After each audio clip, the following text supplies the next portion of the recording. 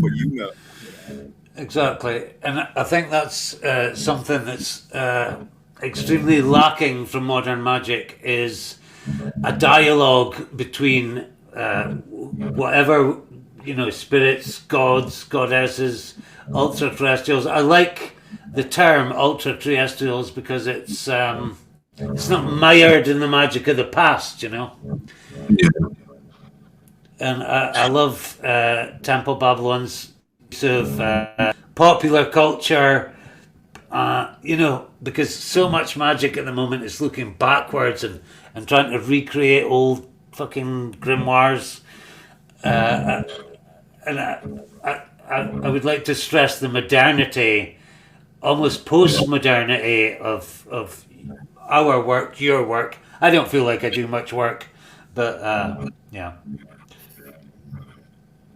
yeah, and I think the grimoire stuff is cool. It's a weird point in history where it's like it's readily accessible to whoever wants it, and that's pretty wild and revolutionary in itself. And I think that's what it's kind of still setting in with a lot of people. Um, and I find some of that stuff useful. Like when I use that Tamaron for that working, I didn't do like all the sort of preparations and stuff like that. I just did the sigil, the conjuration. We took account of what day it was and all that kind of stuff. But I just did like the verbal conjuration, the motions that you do. Move to the east, which would say this, move to the west, say that kind of Yeah. stuff. I Um, think I think that's an avenue that we maybe haven't explored so much in the past two interviews is the actual techniques and methods. You know what I mean? We've talked about the general zeitgeist, Yeah, but that's important. Yeah, I think that's important because we've done a lot of different stuff. We worked, yeah, like Groucho doing like the headless ritual, like Greenfield, the modifying Greenfield's headless ritual.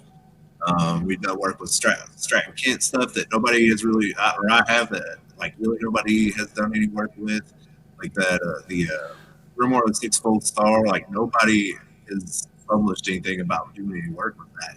I Everybody's don't been I out. don't think anybody understands it. I certainly Yeah, right. don't. Yeah, well, I think it's really simple. It's it's just like a spirit register that's derived from the book of the law, the adorations from the book of the law. There's a point in the adorations where it stops. There's a and Richard Cole he talks about this part and he says that they changed the interpretation or something to fit something. I can't remember what his theory is about it exactly, but I think it's actually like a little cipher within set. Like I think Stratton Kent really, it's one of his most exciting discoveries. I think Mm. because what it does is it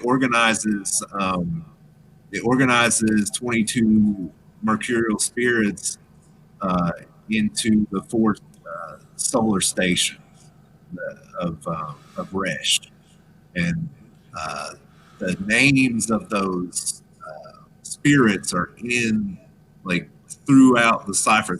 They kind of go like, straight through the middle of each spirit or whatever. And so that's how you know what part of the day to invoke them.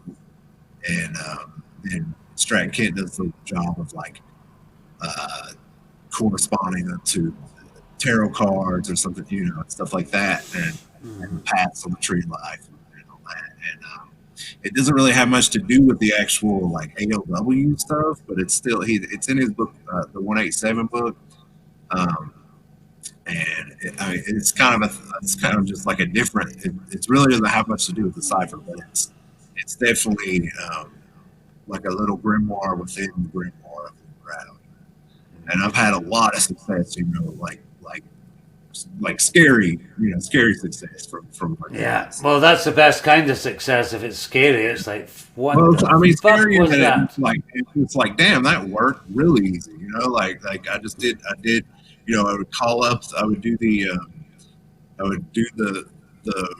part of Resh, like do the invocation of a Hathor or Kefra or whoever, and then I would use the full tarot deck of the top deck, and then I would pull, and I would. It was almost always like, man, there's the spirit, there's a spirit under that station, and then I would do like a dice roll or something to get a further affirmation of the connection, and then turn on the spirit box and go to work. You know,